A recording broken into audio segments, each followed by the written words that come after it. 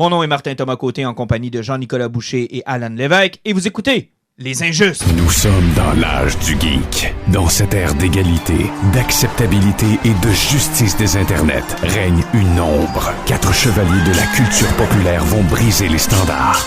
Nul ne sera à l'abri de leurs opinions. En tout temps, en tout lieu, Les Injustes.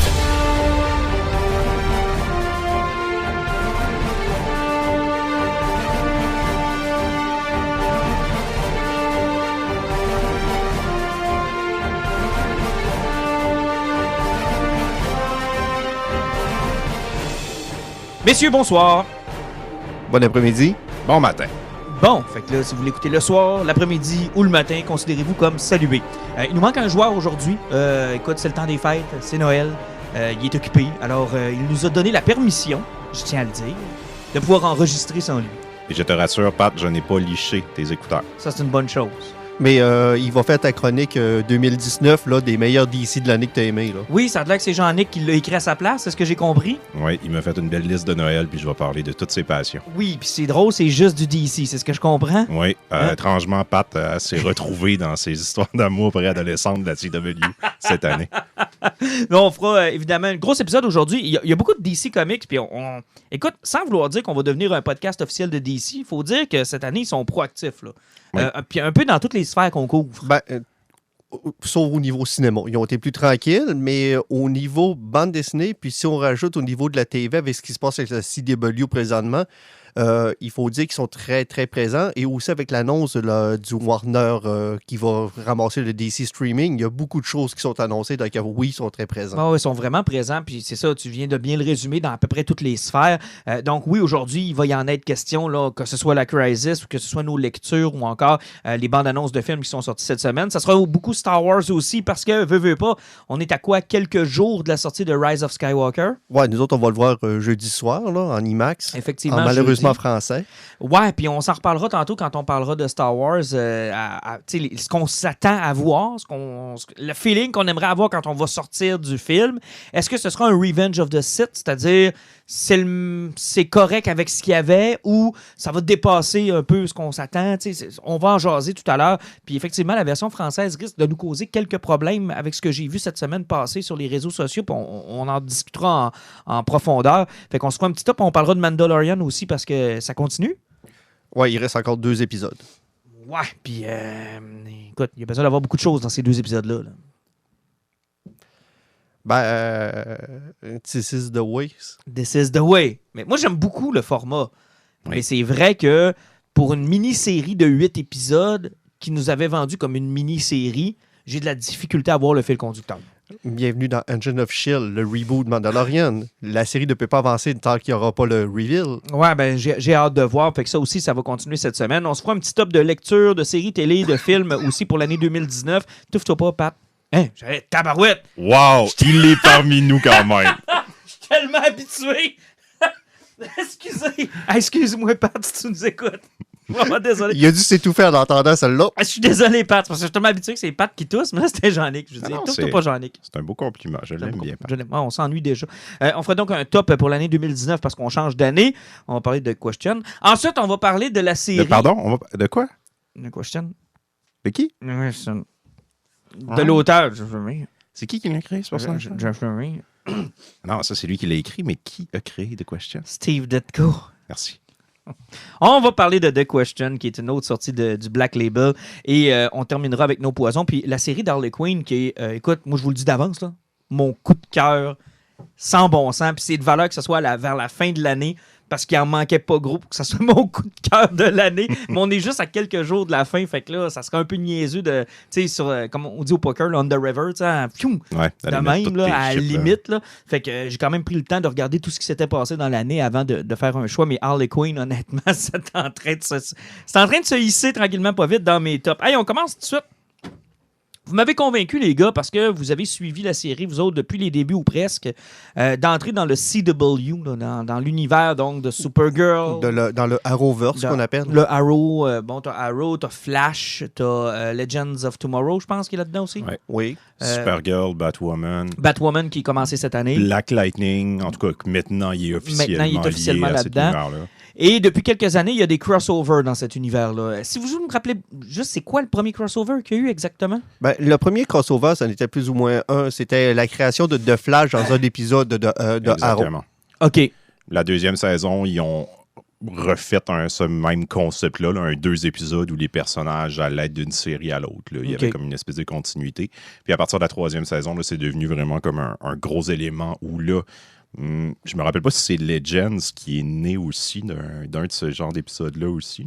Ben, c'est parce que le premier gros qu'il y a eu, c'était que c'est quand le Supergirl devient méchante, puis finalement, t'as comme un univers où les nazis ont pris le contrôle du monde. Le Crisis on Earth X, quelque chose comme Earth ça. X a été... Lui, c'est lui il y a 3 ans, mais il y en a eu un autre avant, il me semble, où tout le monde était là. Regarde, moi, je vais vous le dire, là, ça m'intéressait pas, zéro avec une barbe. J'ai toujours eu le même argument, c'est-à-dire qu'il y a beaucoup trop d'épisodes, il y a beaucoup trop de séries, puis j'ai beaucoup trop de temps à mettre ailleurs que de suivre ça. Mais je respecte ceux qui le font.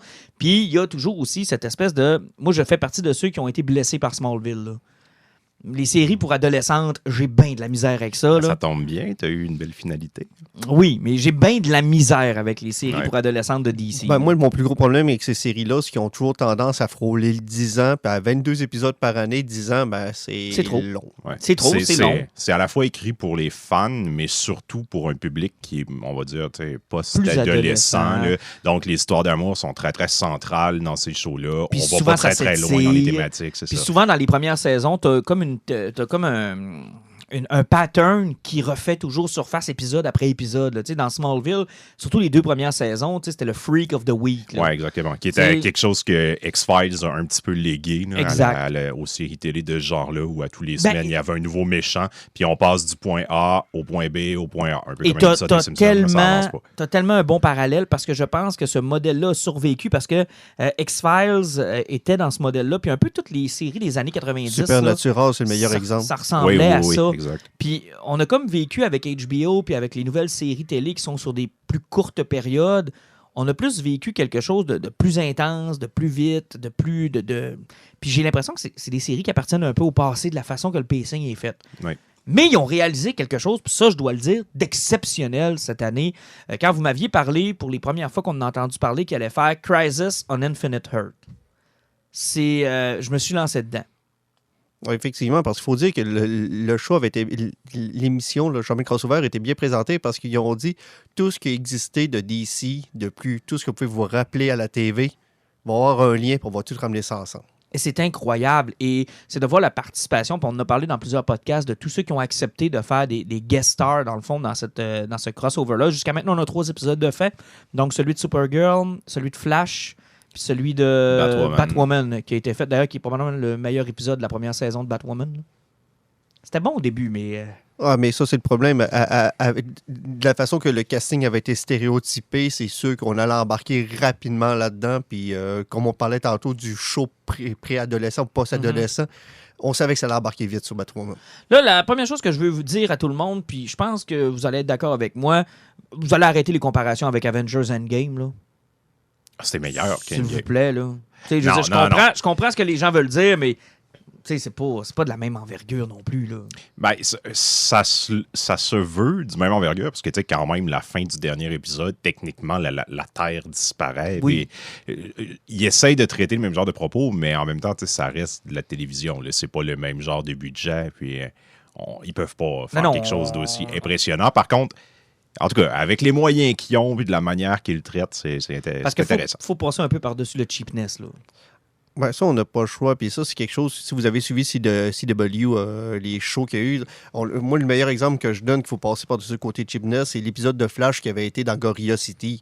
Hey, c'était lettre en sacrement. Avec les gorilles en CGI. Les CGI, puis la ville qui était vraiment mal faite, qu'un Flash courait à travers de ça. Mais tu sais, il faut que tu réussisses à passer par-dessus ça, puis des fois, c'est vraiment, mais vraiment pas facile. Surtout que de nos jours, on a tout à peu près des grosses TV 65 pouces 4K, ça fait que quand c'est lettre puis c'est cheap, ben c'est lettre en tabarnak. C'est lettre, mais en même temps, on est en train de regarder un épisode où The Flash est dans une ville contrôlée par des gorilles télépathes géants. Tu sais, je veux dire, je me rappelle encore de pendant que j'écoutais Smallville, puis qu'on voyait un gang qui a peut-être appartenu à Batman, puis que ça me prenait la semaine de m'en remettre parce qu'il y avait eu une référence à ce personnage-là. Tu sais, je me rappelle la première saison la deuxième saison de Arrow, où là, il commençait à avoir vraiment des gros éléments du comic. Puis la première fois qu'on voyait le masque de Deadshot, je pense que j'ai crié dans le salon chez nous. J'étais là, oh mon Dieu, j'arrive pas à croire qu'on va le voir en costume. Puis tu sais, on est rendu à voir Supergirl et Superman se battre contre un dragon écoute, dans le moi, ciel. j'ai manqué le bout, tu sais, à fin de Smallville, début de la CW. Puis là, j'écoutais ça cette semaine. Puis ce qui m'a effectivement étonné, c'est à quel point maintenant on s'assume. Hein? Oui, c'est ça. Ce qui était au départ des clins d'œil, ce qui était au départ, genre Clark a un t-shirt bleu avec un jacket rouge. C'est ça, on le verra pas en costume. Tu vas avoir un coton ouaté rouge. Puis après ça, tu sais, Adam Knight, qui était supposé Bruce Wayne, caché parce qu'on n'avait pas le droit. Puis ce qui était peu ou pas assumé, à quel point maintenant on l'assume, mais totalement, là, mais complètement même. Là. J'ai vu des choses dans cette crisis-là où j'ai fait comme, ils sont allés là. Tu sais, je veux dire, quand on annonçait Darkseid, par exemple, dans Smallville, c'était-tu décevant, tu sais? Ou quand on annonçait Brainiac. J'aimais bien l'acteur qui faisait Brainiac. C'est le gars de Buffy. Oui, c'était... comment il s'appelle? Spike dans Buffy. Tu sais, c'était comme... Ouais, OK. Monsieur McKinnister, je me trompe pas? Oui. Ouais, il jouait son prof à l'école. Mais là, au moins, quand il annonce des méchants ou des trucs, on les voit pour vrai. Oui. Même si c'est cheap. Ben, t'as vu dans l'espèce de petite préface qui montrait les épisodes d'avant, là, qui montrait Lex Luthor, John Cryer, justement, avec son armure verte et mauve de Lex Luthor qui se bat contre Superman. Tu sais, même ses effets spéciaux n'étaient pas là et sont pas tout à fait au rendez-vous. Puis il ne m'a jamais longtemps parce que ça coûte cher. On l'a vu. Oui, on l'a vu. Hey, parlons donc du premier épisode de cette crisis-là, où on est vraiment allé tout de suite dans les caméos. Moi, j'ai capoté de voir le journaliste de Batman 1989 sur la Terre 89. Ah oui, effectivement, avec la toune justement du film Danny Elfman. de Danny Elfman qui joue. Tu commences direct avec ça, tu fais comme OK. Où est-ce qu'on s'en va? On s'en va. Après, on voit Burt Ward, si je ne m'abuse. Sur la Terre 66. Qui nous lâche un bon Holy quelque chose. Holy Red Sky. Crimson. Holy Crimson Sky. Holy Crimson Sky. Ça, c'était vraiment, vraiment, vraiment génial. Puis on se rend compte que finalement, ils ont réellement réussi à adapter l'histoire de Crisis on Infinite Earth en enlevant tout ce qui n'est pas comprenable dans le comic. Parce qu'on va se le dire, l'avez-vous déjà lu? Oui. C'est lourd. Ouais. C'est très lourd, là. C'était leur manière de faire le ménage dans leur univers à eux. Personnage là-dedans. Puis, tu sais, ils ont réussi quand même à garder ça. Puis, tu sais, je vous donne mon point de vue de gars qui n'avait pas suivi la CW. Le premier épisode, je l'ai trouvé difficile. Je l'ai trouvé difficile parce que là, je connaissais personne. Ouais. Je savais pas qu'est-ce qui se passait, mais on dirait qu'à partir du deuxième épisode, vraiment, ils ont fait ils ont eu une attention pour ceux qui voulaient peut-être suivre la Crisis. Ben, c'est sûr que quand tu commences, en plus, tu sais pas si les personnages que tu vois viennent d'une émission d'avant ou qui n'ont pas rapport. Ouais. C'est comme le fait que tu vois John Constantine se pointer là, tu fais comme d'où ce qui vient parce que tu dis, il y a 3 ans, il y a eu un show qui a été annulé.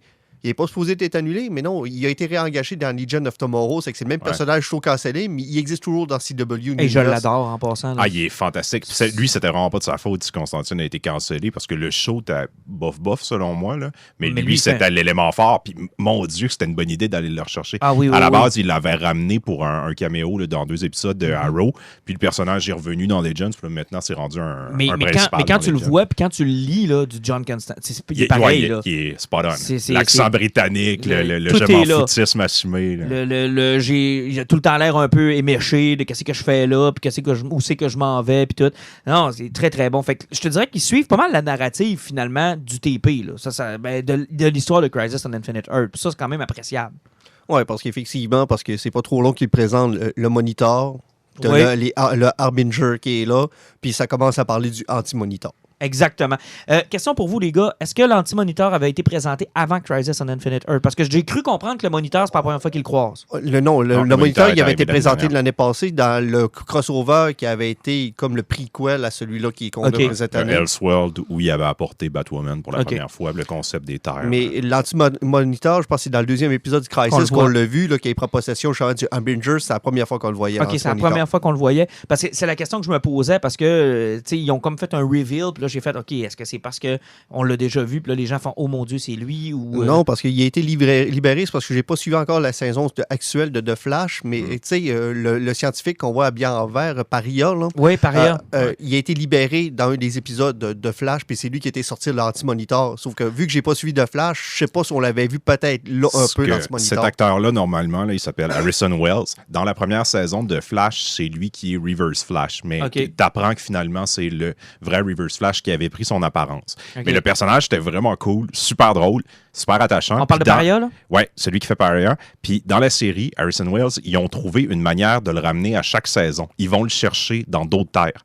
Fait que dans chaque saison de The Flash, il y a un nouveau Harrison Wells qui est avec l'équipe. Puis, tu sais, des fois, c'est un intellectuel, des fois, ça va être un bum, un chanteur, un poète. Fait que c'est vraiment drôle. Puis, tu sais, l'acteur est vraiment cool. Puis lui, il a du fun sur Parce le show. que c'est le bout que Ça j'ai eu de la paraît, difficulté là. à comprendre là, dans Flash, là, le rôle de Paria, qui il était, qu'est-ce qu'il faisait, Ouais. à quoi il s'attend. Puis tout le bout, en fait, puis on va forwarder au 3e épisode, on reviendra sur le 2e, mais tout le bout du treadmill, là, j'ai eu un peu de difficulté à comprendre qu'est-ce qui se passait exactement dans ce bout-là. Parce que on dirait que chacun a son plan pour arrêter la vague, puis on n'est pas sûr lequel est le bon. Tu as le moniteur qui a son histoire de parade. Mais c'est parce que ça, il fallait qu'il ferme une clause parce que quelque chose qui avait ouvert, c'est dans la première saison de Flash, quand Barry Allen découvre que dans le centre où ils sont, dans Starlab, il y a une porte secrète où justement le Reverse Flash travaillait, puis il découvre qu'en genre en 2019 ou whatever, il va y avoir une crisis, puis le Flash va mourir. Ouais. Barry Allen Il y a va... un article de journal, c'est ça qui dit Flash comme dans, comme dans la Crisis. Sauf que cet article-là, il est effacé puis réapparu à plusieurs reprises durant les 5 saisons de Flash. Ça fait qu'il fallait qu'il y ait un Barry Allen qui meurt. disparaisse là. Et c'est pourquoi on a ramené le Barry Allen des années 90. Ben, c'est lui qui est là depuis la première saison parce qu'il jouait le père de Barry Allen à l'origine. Ah ouais? Ouais, dans la série, c'est lui qui joue le père. Puis dans la deuxième saison, c'est lui qui joue Jay Garrick. Jay Garrick, puis là, il est revenu en étant Barry Allen Prime. Ben, dans le fond, le premier Barry Allen qu'on a eu dans la série Dans les TV années qui est devenu 90. un film des... Fait 80, début 90. Ah, c'était Ouais, début début. 90 à peu Ouais. près. Ben, 90 parce qu'il vient de Earth 90. Ouais, effectivement, c'est des années 90. Puis là, ce qu'on comprend, c'est que lui, il était quoi, prisonnier du treadmill, dans le fond? Là? Ben, c'est lui qui activait La vague, là. la vague d'antimatter. Et là, il en est mort parce qu'il a tenté de... Il l'a reversé. OK, mais ça n'a pas marché. Ben, il a arrêté la vague, mais il n'y a plus de terre. Ouais, c'est ça, il n'y a plus rien, là. Ouais. Parce que C'est là, arrêté, mais ça a stoppé, mais il n'y a plus de terre. en fait. parlons peut-être du 2e épisode qui a été largement dominé par Brendan Roof et Kevin, yeah. Conroy. Wow! C'était pas des petits caméos, là. Non. Ben, sérieusement, Kevin Conroy, je pensais pas le voir plus d'une 15 minutes. Là, ça m'a vraiment surpris. Parce que faut dire que quand on a eu notre premier épisode, ça a donné une tendance où je me suis dit, OK, on les verra pas longtemps, on les verra pas souvent, puis c'est une affaire de 15 ou 20 secondes derrière un écran vert. Là. Mais, fait que là, je m'attendais à ça pour Brendan Roof et Kevin Conroy, puis finalement, on n'a pas eu ça. Là. Non, Ça on les a donné de vrais rôles d'importance. Et Brendan Roof, on a assumé le fait qu'il ressemblait à Ray Palmer. Oui. Ils l'ont dilé. Mon Dieu, cet homme-là ressemble à Ray. Ray Palmer. Ouais, mais justement, comme il parlait tantôt d'Harrison Wells, c'est le même personne, mais acteur. dans différentes terres, il y a des looks différents. Mais Ouais. moi, j'ai vraiment aimé le fait qu'ils ont ramené le Brendan Roof, donc c'est le Clark Kent du film qu'il avait eu. Oui. C'est exactement, c'est le même gars, mais c'est qu'est-ce qui s'est passé 10-15 ans plus tard dans En sa fait, réalité. et c'est ça qui est vraiment intéressant de ce qu'ils ont voulu faire avec Crisis. Et c'est là de voir si DC va garder ça canon aussi, parce qu'ils ont vraiment mis une fin ou une porte de fin. Ils sont en train de mettre une porte de fin sur l'univers de Richard Donner. Parce que ce Superman-là, celui de Brendan Roof, c'est celui de Christopher Reeves. Exactement, c'était une suite du deuxième. C'est le même, là. Et c'est intéressant, la musique, le Q, Ouais, le look. Daily Planet qui a perdu tout le monde dans une attaque, c'était... Moi, j'ai trouvé ça super, le costume de Kingdom Come. Et on va se le dire, fans de DC, là, cette année, là, vous avez eu le Superman de Kingdom Come, le Batman de Kingdom Come, et dans Wonder Woman 84, Ouais, on va le voir la Full Wonder. Armor de Wonder Woman de Kingdom. Moi, là, honnêtement, On est tu gâtés. reviens dans 10 ans, là, 10 ans auparavant. Mettons, quand on commençait à aller chez Jix, là, pour, encore une fois, saluer notre chum Pat, là, puis que tu me dis, hey Martin, un jour, là, ce que tu lis là, il y a quelqu'un d'assez. Qui vont oser le faire à la télé. Ouais, à télé. Ils vont le faire. Hey, nous autres, on se disait quoi dans ce C'est temps-là? pas exact. Tu sais, on n'a pas eu Kingdom Come, Non, là, mais non. c'est quand même cool, tu sais, l'hommage qu'ils rendent à ça. Puis, Moi, je trouve ça complètement puis incroyable. le saut, là. il est super cool. Puis moi, quand il dit, tu sais, parce qu'il y a le logo traditionnel noir avec le S rouge à l'intérieur qui est différent de celui qu'ils utilisent dans la CW. Puis Lois qui demande pourquoi t'as un S rouge. Puis il dit même dans la noirceur pour que l'espoir soit Ouais, capable la de passer lumière à travers. passe au travers. Et j'étais là, c'est tellement bien comprendre le personnage de Superman. Tu sais, home run, là, tu sais, Oh, ils l'ont vraiment. compris, ils l'ont assumé, ils l'ont fait Parce comme que pendant des années, on a eu des films qui... on dirait qu'ils travaillaient à renier le matériel original. On dirait qu'ils Ouais. veulent tout le temps... On dirait que tu as toujours un trip de réalisateur de dire... Ouais, je sais que vous connaissez le personnage, là, mais je m'en vais à 1 million d'années-lumière de ça. Ouais, mais c'est parce que t'as pas vu le Snyder Cut, tu comprends pas. Mais avoue que c'est ça un peu. Tu sais, là, je suis content parce que j'ai l'impression que les geeks des années 90 sont en poste. Ouais. Et ils sont capables d'influencer les décisions puis de dire, regarde, on va le faire. Ouais, puis même si on voudrait chialer, là, il faut dire merci à Disney puis le MCU. Enlève le MCU qui a pogné à ce point-là, puis il n'y aurait pas autant de liberté pour faire des trucs geeks comme ça. Les portes seraient encore fermées. Tu as tout à fait raison. Puis ces gens-là, remarquez ceux qui prennent des décisions actuellement dans ces grands studios-là, ils ont tous notre âge. Ou à peu près. Mais pas juste ça. Check le monde qui écrive en arrière de ça. Là, hein. C'est Mark Guggenheim qui est en arrière du Arrowverse au grand complet. Grand auteur de bande dessinée là, de fin 90, début 2000. Un des grands qu'on a perdu à l'époque. Ben oui. Tu sais, comme t'écouteras Mandalorian, ce qui est check à la fin des scripteurs. T'as Christopher Rios là-dedans. Mm-hmm. Début 2000, 2005 jusqu'à 2010, là, il a écrit du Marvel dans New Mutant. C'est lui qui a relancé New Mutant, un écrivain hors pair. Ça avait commencé avec Jeff Loeb, à cette époque-là, qui est beaucoup plus vieux, mais ça commençait là. Geoff Jones, après ça, s'est impliqué là-dedans. Chez Marvel, tu as eu aussi le même phénomène. C'est le fun de voir que ces gars-là, après tant d'échecs, après tant de fois où on leur a dit c'est pourri ce que vous êtes en train de faire, c'est pas ça qu'on veut, vous avez perverti les histoires. Deuxième partie des années 90 et début des années 2000 n'ont pas été faciles pour ce genre de film de super-héros. Zéro avec une barre. On regardait le film, puis là, tu sortais de là, puis le monde se tournait vers toi, puis tu disais, tu triples là-dessus. Ouais, c'était gênant. Non, c'est pas ça. C'est juste que... Pourquoi ils ont fait ça? C'était rempli. Puis tu sais, quand t'écoutes Kevin Smith qui parle de Superman Lives, là, tu comprends, là. Ouais. Tu comprends dans quel mood il était dans ces années-là. Superman Lives pourrait se faire aujourd'hui, mais il pouvait pas se faire à cette non, parce que là, tout le monde... Pas de la manière que lui, non. Mais non, tout le monde... Hey, écoute, là, je pense que c'est dans le documentaire ou encore dans... Non, c'est dans An Evening with Kevin Smith. Si vous avez jamais eu l'occasion d'écouter ça, écoutez ça. À un moment donné, Kevin Smith raconte qu'il monte son premier draft au gars, puis là, il parle, il explique, puis lui, c'était basé sur Death of Superman, Return of Superman, puis il parle. Amener le producteur dit, attends, avant que tu ailles plus loin, c'est qui Kal-El? Et à ce moment-là, Kevin Smith a compris que, OK, il partait de loin, là. Il n'y a rien à faire avec ça. Ben, c'est le fils de Cage. Quoi? Qui est-elle? On peut pas éditer cette mauvaise blague-là. Hein? Non, il est trop tard. D'habitude, c'est Jean-Nic Allan, là. S'il vous plaît, là. Il faut jamais poser cette question-là, c'est pas bon. En tout cas, peu importe. Mais en tout cas, je suis juste content de savoir que maintenant, c'est possible. Hey, rapidement, Kevin Conroy...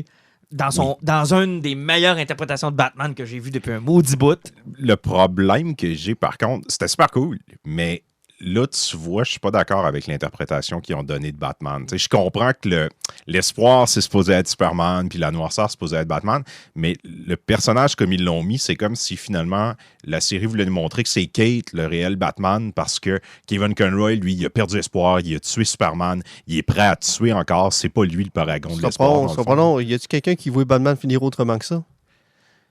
Dans combien d'histoires, Jean-Nic, Batman finit comme ça? Non, mais il faut garder espoir. Ouais, mais il n'a jamais été espoir, Batman. Non, je sais, il n'est pas supposé être l'espoir, mais...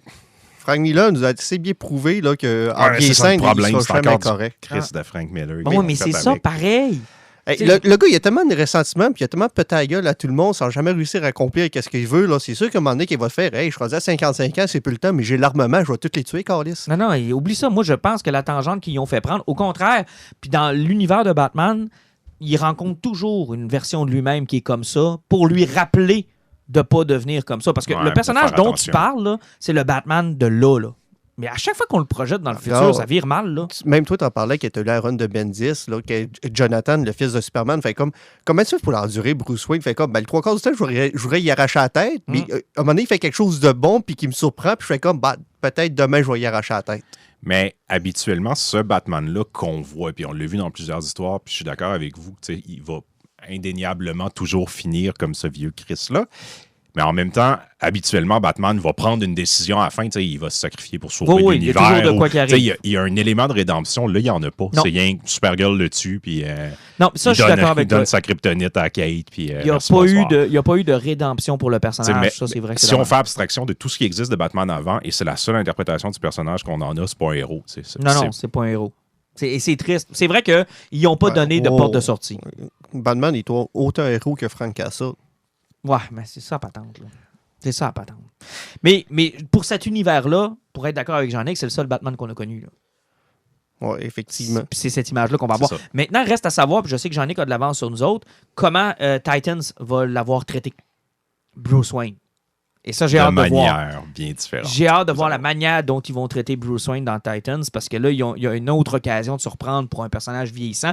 Mais tu sais, rappelez-vous, Batman Beyond, là, c'est pas beau non plus, Bruce Wayne, là. Non, effectivement. C'est pas chic non plus. Non, là. mais au moins, ça sert à pouvoir faire le transfert de connaissances. C'est ce qui était intéressant, même si je ne suis pas le plus grand fan de Batman Beyond. Terry McGinnis était capable d'aller prendre l'expérience de Bruce et Return of devenir un meilleur Joker, là, Batman. c'est quelque chose, là. Quand il pète les plombs pour vrai puis que c'est fini, là. Moi, c'est un film qui m'avait traumatisé à être plus jeune, ce film-là, là, The Return of the Joker, qui se passait dans l'univers de Batman Beyond. Puis, écoute, là, ce qu'ils ont fait à Tim Drake dans cette série-là, ça n'a juste aucun bon sens. Puis tu te dis, wow, sont allés là pour un comique pour enfants, c'est hard, là. C'est vraiment hard. Mais moi, j'ai apprécié. J'ai remarqué, par contre, qu'on lui a pas donné sa voix classique. Hein? Il n'a pas voulu la forcer. Ben, ça dépend toujours aussi. Il faut que tu penses à 2 techniques de voix différentes. Tu as ton micro spécifique avec ton fil pour t'avoir ce que tu peux la pousser, ou tu as ton acting où ce que tu te déplaces puis le micro est à 3 mètres de ta face. C'est vrai que ça a changé de quoi. Puis en passant, il n'est pas mauvais acteur. Non, il est très correct. Ouais, il est super correct. C'est le fun de le voir. Là, Mais je ne donnerais pas une série après. Ben non, mais c'était juste le fun de le voir comme ça. Hein. Sinon, rapidement, les autres caméos que vous avez appréciés ou ce que vous avez aimé dans la série? Ben, Tom Welling qui s'est pointé pour... lui, il a fait la pause de la fin de Superman 2. C'est que c'est le Clark Kent qui a fondé une famille puis qu'il a sauvé la planète Terre 2-3 fois puis il fait comme... C'est beau, je fonde ma famille, j'élève mes enfants, je lâche mes pouvoirs. Ça m'a déçu, moi. Ça m'a déçu, ce caméo-là. V'là 10 ans... Je pense que Tom Welling avait été clair, plus jamais je vais remettre la cape, puis plus jamais je vais faire Superman. Ouais, il a été super fan. Non, mais tu sais, il voulait se débarrasser du personnage, il était plus capable, il était écœuré, puis avec raison. Puis il a réussi, il a dit, pour les fans, puis le monde, je vais le faire, mais je raccroche ma cape officiellement. Mais il a fait, mais ça avait pas l'air d'y tenter, même dans son acting. Il avait l'air de juste, j'en ai plus rien à foutre, je veux plus rien savoir, crissez-moi à paix. Oui, effectivement, mais sauf encore une fois, là, ça brise un peu qu'est-ce que Superman est supposé. Si normalement quelqu'un arrive à Superman, hey, le multivers est en train de péter, tous les univers vont mourir. La première chose qu'il devrait faire, c'est il faut que j'aille aider le monde. Regardez Lois, puis genre, je suis désolé, mais il faut que j'y aille. C'est ça. Puis c'était pas ça, on avait quelqu'un qui vraiment. Heureusement, tu sais, tout ce côté-là, Brandon Root, lui, il l'a rattrapé. Les 2 mains, c'est comme, OK, go, où c'est qu'on va, puis bien sûr que je vais vous suivre pour sauver l'univers. Mais c'était le Superman de Richard Donner, ce qui n'est pas le cas de Tom Welling. Puis, mais j'étais content de le voir. Hey, sais-tu moi, il est encore plus baraqué qu'il l'était. Ça n'a aucun maudit bon sens. Sais-tu moi, c'est le meilleur physique pour jouer Superman. Lui, il aurait fait un... Ben, tu sais, j'adore Brandon Root, là, mais tu sais, ils ont coloré les cheveux un petit peu, mais il n'y a pas la carrure pour un Superman in Kingdom Come. Tom Welling est là. Tom Welling, honnêtement, là... Lui, il t'aurait fait tout qu'un Superman. Son plus gros défaut, c'est qu'à cause de sa carrure puis de sa face, là, il ferait un très mauvais Clark Kent. Oui, mais tu l'imagines-tu à la place d'Henry Cavill? Il aurait été magnifique, man, dans Man of Steel. Il n'aurait pas pu, Zack Snyder l'aurait pas engagé, il est capable de sourire. Ouais, c'est ça. Mais... Il riait trop sur le Il riait trop. Il y a trop de couleurs. Ça va lui coûter trop cher pour assombrir sa face. D'ailleurs, Henry Cavill, il veut pas trop se commettre, lui, sur le Snyder Cut. Non, puis il veut pas trop se commettre non plus sur le futur de son personnage. Non, lui, j'ai l'impression qu'il est en pourparler pour peut-être rester avec la maison, mais ils sont en train de dire, là Snyder est en train de brûler ce qui reste. Tu veux-tu aller brûler avec ou tu veux rester avec nous autres? Ouais, j'ai l'impression que c'est ça qui se passe. C'est là qu'on s'en va. Hey, avant de terminer sur Crisis, ce que vous attendez pour les 2 prochains épisodes? Ce qu'on attend pour les 2 prochains univers, je m'attends à ce que le sacrifice d'Oliver ne serve à rien parce qu'il faut qu'il recrée l'univers. C'est que les 1 milliard de personnes qu'il a sauvées en mourant ne servira pas à grand-chose. Mais il est devenu le Spectre ou Il va devenir le Spectre. Ça, je suis très curieux de voir qu'est-ce qu'ils vont faire avec le Spectre. Mm-hmm. Parce que d'habitude, c'est Hal Jordan. Ouais, mais il n'y a pas de Green Lantern là-dedans. Ah, c'est ça, là. Il va peut-être en avoir un. Moi, je continue à croire ardemment que John Diggle va peut-être nous surprendre. Diggle, depuis la première saison d'Arrow, là, c'est caché dans les fonds de scénario. Mark Guggenheim a toujours voulu en faire un Green Arrow. Mais là, vu que Green Arrow Corp s'en vient, ça fait d'argent. Est-ce qu'il va avoir un passe-droit pour rien faire comme une petite pub pour remettre d'avant les personnages de Green Lantern au grand écran? Je me pose la question, mais ça se pourrait parce que Diggle a toujours été supposé d'être un Lantern. Il ressemble à Jon Stewart comme 2 gouttes d'eau. Oui, vraiment, c'est ça. Puis dans comment son personnage est à travers les saisons, tu le vois dans la série. C'est un militaire aussi? Oui, c'est un ancien militaire. C'est un gars qui est très, très, très droit. C'est un militaire de Argus. Ouais, OK, je vois la patente. Là. Mais j'ai hâte de voir les 2 prochains épisodes au Canada. Ça va-tu être compliqué? Non, il y a Legion que je ne sais pas ce qui va passer. Ah ouais. Parce qu'Arrow passe au Canada. Il passe à Showcase. Donc, à Showcase, on est correct pour Arrow. Puis ça se termine avec Legend. Oui, exactement. Bon, fait que surveillez-nous, on va essayer de vous trouver ça, puis on vous mettra ça sur notre page Facebook si vous voulez continuer de le suivre. En tout cas, à date, là, moi, j'ai jamais suivi le CW, puis j'ai vraiment aimé ma ride. À part qu'il faut que tu passes par-dessus le cheapness. Ouais, puis au pire, si vous voulez vous poser quelques questions, pognez de crossover de l'année passée, Elseworld, puis écoutez celui-là, les deux s'écoutent pratiquement côte à côte. Là. Ah, faudrait peut-être que je me le tape, celui-là. C'est une bonne suggestion. Hey, pendant qu'on est là-dedans, Justice League, on a reçu notre TP qui, ma foi, est un mastodonte. Ouais, effectivement, il y avait 10 numéros dedans, puis enfin, l'histoire qui avait commencé avec Totality. le Totality là, qui menait au Force World, qui était dans le fin fond de la galaxie. On a comme eu la conclusion, d'une certaine façon, parce que oui, on réglait le problème, le problème n'est pas vraiment réglé, mais au moins, on a compris un peu ce qui se passait là-dedans. Ils nous ont fait un classique Schneider, c'est-à-dire que vous avez lu Totality, vous n'avez rien compris, c'est parce qu'il fallait lire celui-là. Mais c'est parce qu'il est venu 12 mois plus tard, tu comprends? Oui, puis en plein milieu, il y a eu le problème avec Aquaman, où la planète Terre au grand complet était devenue des poissons, mais le lendemain, personne ne s'en replaçait. Ils ont noyé la moitié du continent, mais après, le lendemain, tout était sec, tout est correct. Sérieusement, il paraît que Calinette, là, dans cet univers-là, c'est quelque chose. C'est vrai que du jour au lendemain, pouf, tout était sec. Et en passant, il y aura un Aqua Baby. Fait que... Ah oui, c'est vrai, on l'a vu dans le preview le mois prochain. Aqua Baby Aqua qui s'en Baby, vient. on a tellement hâte. Mais moi, j'ai adoré ma run sur Justice League, le petit numéro qui vient de sortir. Là. Je sais pas s'il y a des auditeurs qui sont rendus plus loin, mais là, on est vraiment dans les conséquences de Dark Knight Metal. Dark Knight Metal, il commence à expliquer ça parce que, tu sais, qu'on s'était rendu dans la dimension Metal, puis que tout le monde sait qu'il y a une 5e dimension, ce que les hymnes que je déteste vivent. Oui, c'est que c'est mauvais, ça. Puis sans compter que le combat des hymnes, c'était particulier aussi dans sa run-là. Vilain, ça. Avec genre Mr. Misplivik. Mr. Misplivik. Puis Batmite, puis toute sa gang-là. Puis ils deviennent deux espèces d'êtres ultra géants qui se battent dans Metropolis. Puis pendant qu'ils se battent, ils détruisent sa réalité. Ça fait que tu vois même le dessin du dessinateur qui disparaît puis qui efface. Ça m'a rappelé la run de Mark Waid chez Fantastic Four, parce que tu t'es rendu compte que Dieu, c'était... C'est-tu Jack Kirby qui était Dieu là-dedans? Dans Blackest Night, quand Superboy Prime s'en vient dans le bureau de DC. T'as pas vu ce bout-là? Ah, ils finissent chaud pour faire des niaiseries de même. C'était vilain, ça. Superboy Prime sort de la bande dessinée, puis là, il est dans un bureau avec Dan Didio. Mais dans notre monde à nous. C'est tellement pas excitant. Ah non, c'était pourri, là. C'était vraiment vilain. Il y a ce bout-là qui était vraiment mauvais, mais après, là, c'est quand ils ont commencé à nous expliquer qu'est-ce qui se passait, que d'une certaine façon, M. Skillsplick, le nom qui n'était pas à prononcer, lui... Depuis le début, il infuse Superman avec l'énergie de la 5e dimension parce qu'il savait qu'à un moment donné, la fin des temps avec Perpetua allait arriver. On va vous parler de Perpetua tantôt. Ça fait qu'il avait préparé Superman à faire une mission dans la 5e dimension éventuellement. Mm-hmm. Mais là, c'est tout ce qui se déroule de ça parce que Perpetua, elle, qui est une dirigeante de la 6e dimension, c'est elle qui a créé le Monitor, l'Anti-Monitor et le Forger of Wall. Elle, ce qui est arrivé, c'est qu'au niveau de sa mission, c'est créer un multivers. Mais une fois que l'Anti-Monitor a balancé son monde, que l'Anti-Monitor l'a contrebalancé de l'autre côté, puis que le Forger of War a créé toute la vie qui était partout, puis que tout était rendu sur un équilibre parfait, le rôle de Perpetua étant fini, les gardiens de la 7e dimension qu'on ne connaît pas encore, mais moi, vu qu'elle s'appelle Perpetua, je peux dire que peut-être que c'est Pantagruel puis Gargantua qui sont là, puis que c'est peut-être une petite nièce de ça, mais je ne sais pas trop. Les noms sont lettres, c'est incroyable là-dedans. Mais là, la question, c'est qui veut tuer Perpetua? Puis elle, quand elle s'est rendue compte qu'elle allait se faire éliminer, elle a créé une planète Terre Prime au milieu de tout le multivers où elle a créé des Apex Predators qui sont immortels pour tuer les maîtres de la 7e dimension pour qu'elle réussisse à survivre. Mais quand l'Anti-Monitor, le Forger of War puis le Monitor s'en rendu compte, ils ont pété son plan, ils l'ont enfermé, on ne sait pas comment, puis c'est là que la Terre Prime, avec la Justice League, le paragon de la justice, a été créé. Et là, je ne sais même pas ce que j'ai fait pour comprendre ça en 22 pages. Ah non, c'est assez exceptionnel, là. C'est assez exceptionnel. Là. Puis, pourtant, ça avait l'air bon quand vous en parliez. Oui, mais ce que j'ai cru comprendre aussi, c'est qu'il n'y a pas juste ce multivers-là. Là. Il y a plusieurs autres multivers.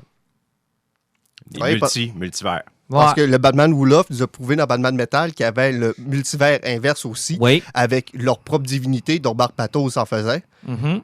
Où est-ce qu'ils vont chercher leur nom? Hein? Ah, j'en ai aucune idée, man. Mais c'est horrible. Perpetua, là, j'ai comme l'impression que ça va dans une espèce d'idée de perpétualité. Là. Ça doit être un personnage qui représente l'éternel recommencement. Mais là, c'est gros. Là.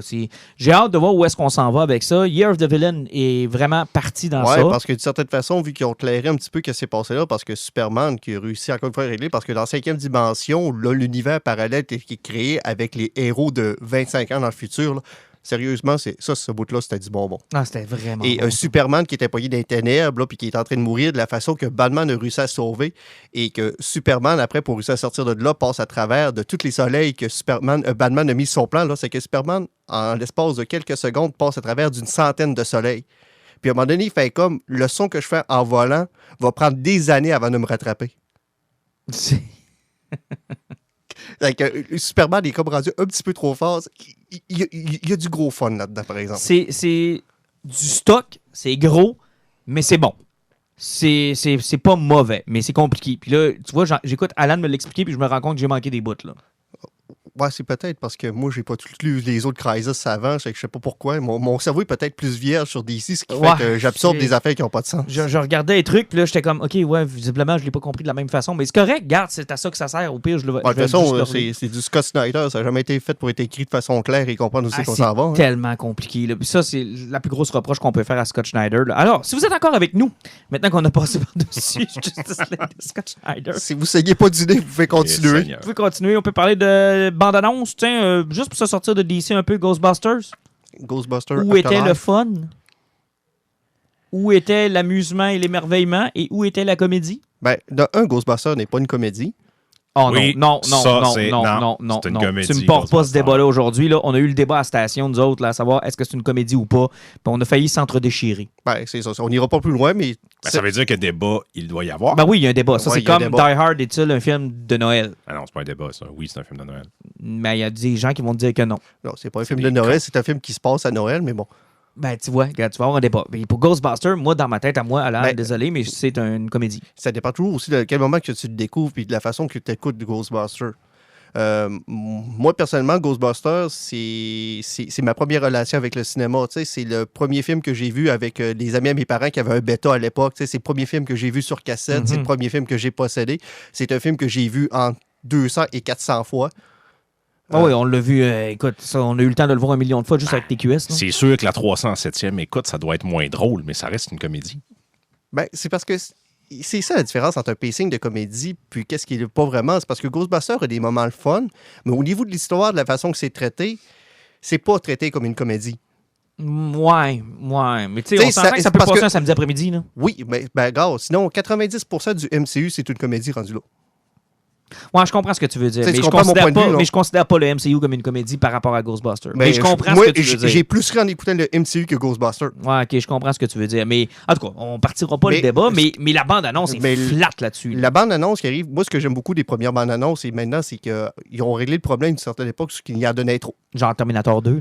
Bon, Un est arrivé pour le protéger, Arnold. L'autre est arrivé pour lui courir après, le T-1000. Terminator Genesis qui a montré John Connor en méchant direct En au début. méchant, oui. C'est que là, il faut jamais oublier que Ghostbusters, regarde, moi personnellement, j'avais quoi, 4-5 ans quand ça sorti Ghostbusters? Toi, t'étais même pas au monde. Non. Ben, un peu 84? Ouais, j'étais pas bon. Ouais, c'est ça. J'en ai que pas plus aussi. Ça fait que c'est le problème de Ghostbusters. Tu sais, c'est le principe que quand les enfants voient la Ghost Trap, ils font comme qu'est-ce que c'est. Tu sais, c'est à peu près comme moi, je suis venu au monde en 79, que le monde va me dire, hey, il y a une guerre au Vietnam ou whatever. Pour moi, dans ma tête, c'est de la fantaisie, c'est jamais arrivé parce que j'étais pas au monde que c'est arrivé. Ouais, comme quand on parle du 11 septembre puis que les flots à job nous regardent avec des yeux Effectivement, parce qu'ils sont totalement oblivious à ça. Ils n'ont pas connu ça, puis Mhm. les autres, ça n'a pas existé. Donc, il faut qu'ils se présentent sur ce niveau-là parce que hey, c'est du monde de 35... Ghostbusters fêtait leur 35e anniversaire. C'est Exact. que si tu as moins de 35 ans, tu n'as jamais vu Ghostbusters quand ça sortait à l'époque. Mais la grosse critique que la bande-annonce a eue, c'est que ça ressemblait à une suite de Stranger Things. Pas juste à cause de l'acteur, mais de par l'ambiance que ça dégage. Ben, c'est parce que, gars, check tantôt, on va parler de Wonder Woman 84. On n'est plus capable de sortir de la nostalgie 80-90. Ah, c'est fou comment ça a pris d'assaut. Puis on pensait qu'il allait avoir une vibe 90 quand X-Men a sorti Dark Phoenix, puis que là, on commençait à voir des choses qui se passent dans les années 90, mais oublie ça. Les là. 13 personnes qui ont vu Dark Phoenix Ben, ont c'est ça, décidé là. qu'on était pas prêt. Il va en avoir une, probablement. Probablement dans 15-20 plus tard, ans, là. mais là, on est Mais là, on est vraiment... dans là. un crave des années ça, 80. moi, c'est le bout qui m'a plus tanné. Mais le côté qui m'a donné espoir, c'était le personnage de Paul Rudd. Parce que moi, ce que j'ai l'impression, c'est que Paul Rudd va servir à être nous. Ça fait que tu as les flots qui sont la nouvelle génération qui n'ont jamais connu Ghostbusters, qui vont découvrir Ghostbusters. Puis tu as Paul Rudd qui va découvrir le stock qui appartenait au Ghostbusters, puis il va faire... Tu sais, le gars qui va être émerveillé de voir ça, puis qui va expliquer qu'est-ce que c'est. Tu sais, la réaction que nous autres, on va avoir en tant que fans, en découvrant ça, c'est Paul Rudd qui va nous représenter à l'écran. Mais j'ai cru comprendre que c'est le petit-fils de Spengler qu'on La suit. petite fille. La petite fille. Effectivement, parce qu'il ne faut pas oublier dans la Oui, bande-annonce. elle a les cheveux frisés et des lunettes comme lui.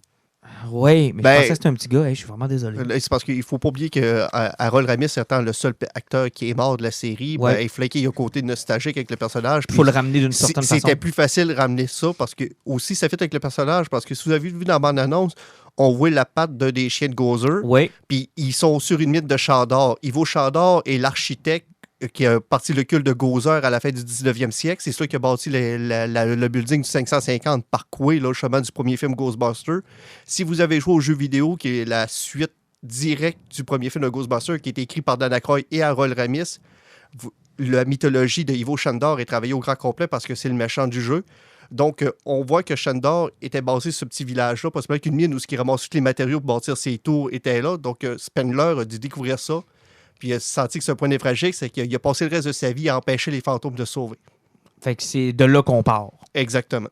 Puis j'ai l'impression que ça va nous amener à... Il y a un problème qui pète, ils vont devoir aller chercher les Ghostbusters. Ils vont être vieux, ils vont dire on veut plus toucher à ça, c'est hors de notre temps. Mais là, c'est il y a- des kids. puis Ben, Paul mais là, Rudd, ils être vont expliquer le poignés mythos. Ouais, mais attends un peu, là. Il y a deux façons de jouer les plus vieux. Là. Puis on les connaît maintenant parce que ça fait déjà 10 ans qu'on nous joue les plus vieux. T'as la technique Star Wars, c'est-à-dire qu'ils sont en périphérie, tu les vois jamais, puis ils font rien qu'expliquer. Puis t'as la technique Expendable, c'est-à-dire tassez-vous, mais les jeunes petits Chris, là, on va vous montrer comment ça marche. Ben- On va être dans Star Wars. Je mets un vin sur la table. Là. Ben, c'est ça que ça va être. C'est les kids qui vont prendre Connaissant la relation que Bill Murray a avec Ghostbusters, c'est parce que lui, il n'a jamais voulu en refaire un autre. Je sais même pas pourquoi il est apparu dans ça 2016 pour passer par une fenêtre et mourir de façon là. C'était-tu bon, ça? C'est comme, OK. Lui, il va peut-être apparaître là, mais sauf que, tu sais, il faut pas s'attendre, ils vont faire de l'action. Moi, je me sais que mon frère, quand il va à mon annonce, c'est comme, les vieux, t'es pas supposé d'être là, qu'est-ce qu'ils ont fait? J'ai fait, man, ils ont 70 ans, tu penses qu'ils vont prendre un protopack puis donner des fantômes? Mais en même temps, c'est ça qu'on veut, non? Non. Non. Moi, c'est ce que je veux. Quand j'étais déçu de pas voir Luke front row. Ça m'a déçu, moi. Ouais, mais encore là, t'as le problème, c'est qu'il est rendu vieux, il est rendu semi-gras, et puis il peut plus faire de backflip. Moi, je comprends bien, là, mais là, s'ils ont fait de faire des backflips à Ian McDermott, ils sont bien capables de faire des backflips à Mark Hamill. Laisse Disney faire. Là. Dans 2-3 ans, ils vont te faire une série qui va nous raconter les années de Luke entre épisode 6 et épisode 7. Mais c'est pas ça que le monde veut. Le monde ne sont pas écœurés de genre la nouvelle génération auquel il faut s'attacher. Nommez-moi un exemple où ça a fonctionné. Ray, ça aurait pu Force fonctionner. Awakens. Je sais que Oui, vous n'êtes pas Force d'accord avec Awakens, moi, ça- mais non, moi... je suis d'accord avec toi pour Force Awakens. Mais regarde ce que ça nous a mené. Même Daisy Ridley a dit je comprends pas qu'on n'a pas rejoué les trois ensemble. Ben, Ouais. John Boyega, il a fallu qu'il s'excuse. Ben, tu sais. Ils les ont chiés, Jean-Nic. Ils les ont complètement. C'était Ouais, bien mais parti. tu Moi, sais, j'étais sorti de là en disant, blâme le manque de vision en haut. Là. C'est pas la faute de Abrams puis de son premier OK, film. c'est qu'ils donne-moi ont pas d'autres réussi. personnages qui ont pris la relève d'anciens personnages qu'on a fait comme wow. Qu'on a fait comme hey, je regrette pas de pas avoir vu les anciens. Moi, je vous dis là, qu'il y a une grande gang qui nous écoute, là, qui trippe encore sur les anciens personnages. OK, je vais te lancer un exemple que toi, tu me ramènes tout le temps, même si je suis pas d'accord. Wally West. Ouais, mais ça, c'est un exemple de comics. Ouais, mais tu veux un exemple de quoi? Ouais, je comprends. Tu sais, Ouais. je veux dire, tu veux un exemple d'un mentor qui transfère son pouvoir à une nouvelle génération. Mais tu sais, dans puis- des films, quand on voit ça, tu sais. Ouais, mais en même temps, on est en plein milieu de cette nouvelle vague-là où on fait Le des... CHSLD revient tu sais, en au lieu de déclin. faire des reboots, on prend ce qui était déjà là, sauf qu'on fait une espèce de transfert. Comme Halloween l'a joué, là. Tu sais, Jamie Lee Curtis, elle avait un Exactement. rôle de premier plan. Ça, c'est, tu sais, moi, c'est comme ça que je veux les voir. Mais ça reste le problème, parce que là, je sais pas pourquoi on est rendu dans Comme Star d'abord. Wars-là. C'est que ça a été le problème avec la vision de J.J. Abrams. Il a voulu garder Luke pour son reveal à la fin pour faire de quoi avec. Puis il a tout mis. Son histoire était basée sur Han Solo, que sérieusement, il a nu le film presque à lui tout seul, parce que c'est lui qui a tout ramené tout le monde ensemble. Puis quand il est arrivé son reveal de Luke, Ryan Johnson est arrivé après. Puis je sais qu'il y a du monde qui sont pas d'accord avec nous autres, mais il a collé un coup de pied là-dedans. là. Ah oui, non. Mais je m'excuse, là, mais là, puis je vous mets au défi de venir m'écœurer sur Facebook, là. Vous n'avez pas à pas être d'accord avec nous autres. C'est ce qu'il a fait. Puis tu sais, sans compter que on parlait tantôt de Superman qui est comme qui est le symbole de l'espoir ultime.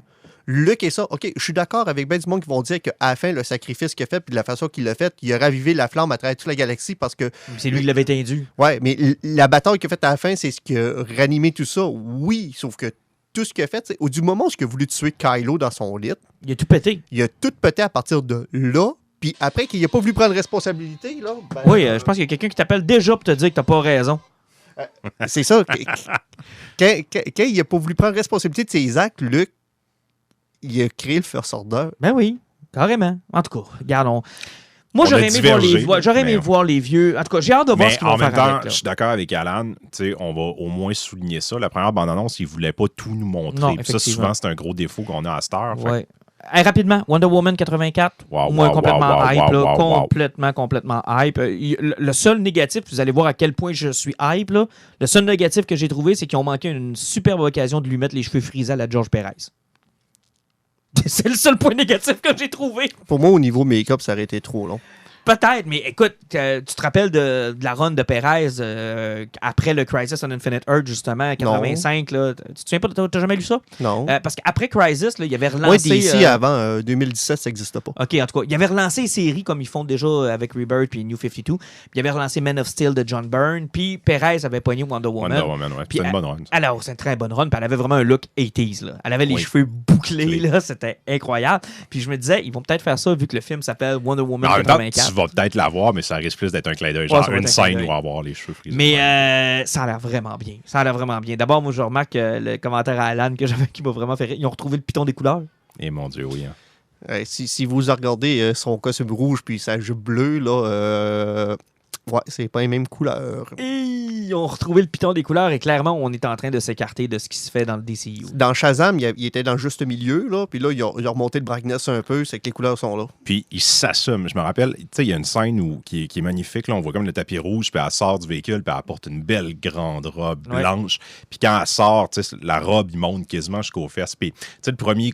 Je l'écoutais avec Sophie, ma blonde, puis tu sais, elle a dit « Oh, elle révèle beaucoup cette robe-là. » Mais rappelez-vous, dans le premier film, quand elle va magasiner du linge, la première chose qu'elle fait, elle déchire sa robe parce qu'elle veut être capable de bouger ses jambes comme elle veut. Elle veut se battre. Elle, c'est à propos. Tu sais, elle assume sa féminité puis son corps, mais en même temps, elle garde tout le temps la tête. Moi, si je pouvais, là, je serais complètement nu parce que c'est comme ça que je me bats. Mais attends un peu, là tu sais, dans le premier film, ils ont écarté quand même un grand pan de l'histoire de Wonder Woman qui est lié à la sexualité. Ils l'ont complètement écarté. Il y a un grand pan de l'histoire de Wonder Woman à ses débuts des années 40, 50. Ah, mais ça faute de son créateur. Ça, Oui, on c'est en ça. parlera pas Ouais, trop. Là. ouais. Mais c'est ça pareil, là. Il y a un grand bout de sexualité dans Wonder Woman. Il y a, Du lasso. il y a du fantasme, il y a du bondage là-dedans, il y a de la libération sexuelle, il y a du polyamour. Tu il y a voudrais-tu beaucoup de voir ça sérieusement au cinéma? Là? Mais ça fait partie de son histoire. Ouais, ça Il fait faut- partie de ce que tu voudrais-tu avoir de avec des filles puis des gars journée longue? C'est-tu ça que Non. tu veux voir d'aller voir un film? Non, mais je trouverais ça quand même normal de l'avoir faire du bondage avec son lasso. Non, parce que tu t'aliénerais une partie du public pas absolument pour rien. Ouais, mais ça serait quand même normal. Tu sais qu'il y a des sites Moi, je m'en internet pour fous ça. du reste public. Je triperais à voir Gal Wonder Gadot Woman en attaché. bondage. Yeah! Ce bout misogyne et complètement masculin vous a été présenté par. Mais, regarde, c'est quand même. Mais allez faire vos recherches, là. C'est une grosse partie de l'histoire de Wonder Woman, pareil. Là. Et ça me flabbergaste à tous les fois de savoir que DC a accepté ça en 1940. Là. Faut se le dire. Là. J'oublie le nom de ce type-là. Marston, C'est lui qui a créé EC Comics aussi. Là, avec lui les était un Tales from the polyamoureux, là. Il était un Ouais, polyamoureux ouais. avec 2 femmes. Il a eu des enfants avec les 2 filles, les 2 femmes. Ils ont fait un film d'ailleurs Oui, sur qui sa est vie. excellent. Si vous avez jamais vu ce film-là, allez voir ce film-là.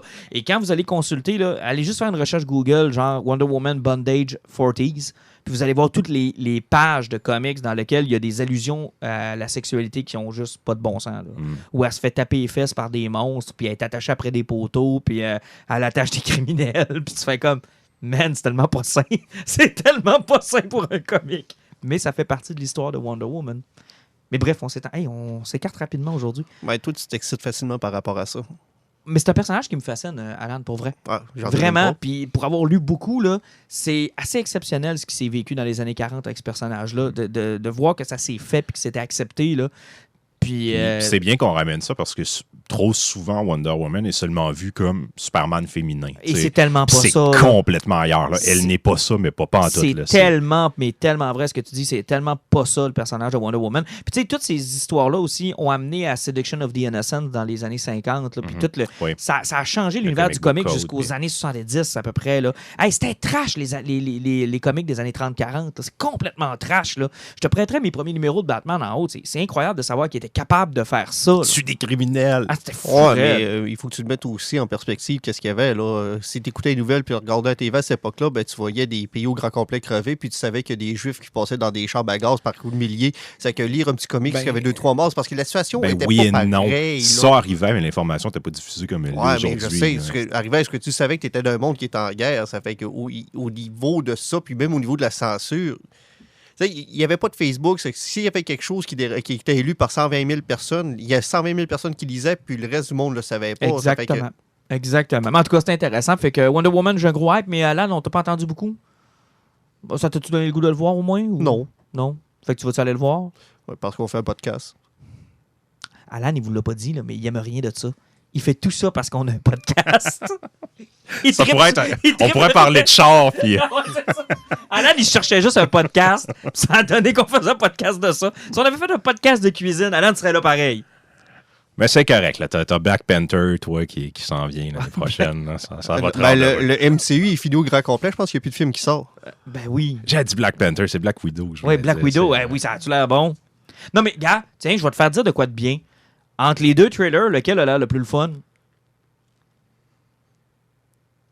Wonder Woman, là. Facile, là. Hey, Black Widow. Hey! Ah, man, arrête des éclairs avec son lasso, là.